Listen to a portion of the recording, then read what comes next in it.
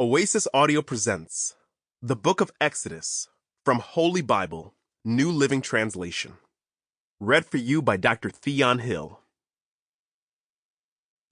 Exodus 1. The Israelites in Egypt.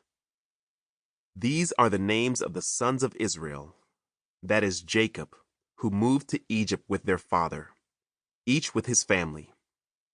Reuben, Simeon, Levi, Judah, Issachar, Zebulun, Benjamin, Dan, Naphtali, Gad, and Asher. In all, Jacob had 70 descendants in Egypt, including Joseph, who was already there. In time, Joseph and all his brothers died, ending that entire generation.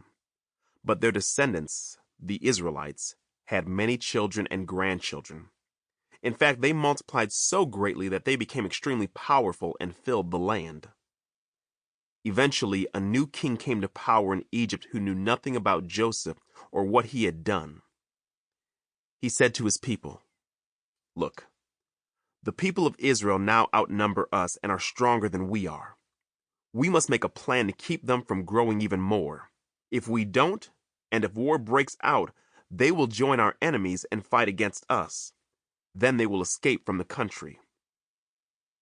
So the Egyptians made the Israelites their slaves. They appointed brutal slave drivers over them, hoping to wear them down with crushing labor. They forced them to build the cities of Pithom and Ramses as supply centers for the king. But the more the Egyptians oppressed them, the more the Israelites multiplied and spread, and the more alarmed the Egyptians became. So the Egyptians worked the people of Israel without mercy. They made their lives bitter, forcing them to mix mortar and make bricks and do all the work in the fields. They were ruthless in all their demands. Then Pharaoh, the king of Egypt, gave this order to the Hebrew midwives, Shiphrah and Puah. "When you help the Hebrew women as they give birth, watch as they deliver. If the baby is a boy, kill him. If it is a girl, let her live." But because the midwives feared God, they refused to obey the king's orders. They allowed the boys to live too. So the king of Egypt called for the midwives. "Why have you done this?" he demanded. "Why have you allowed the boys to live?" "The Hebrew women are not like the Egyptian women," the midwives replied. "They are more vigorous and have their babies so quickly that we cannot get there in time."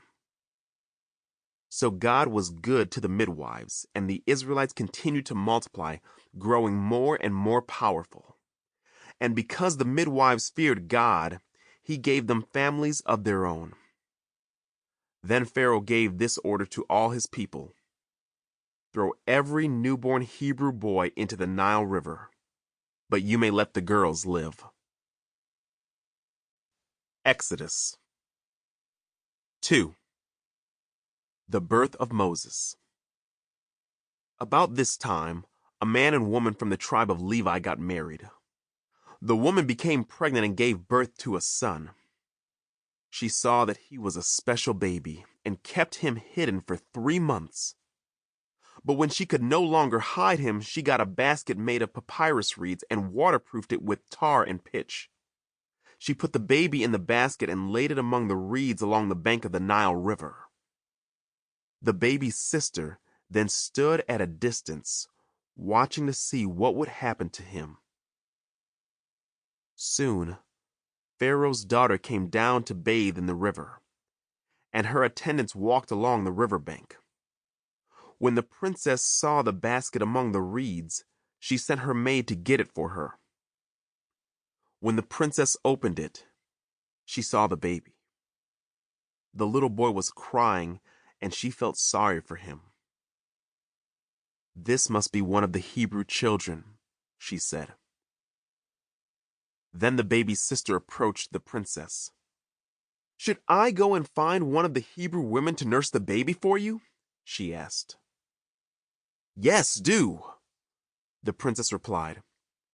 So the girl went Sample complete. Ready to continue?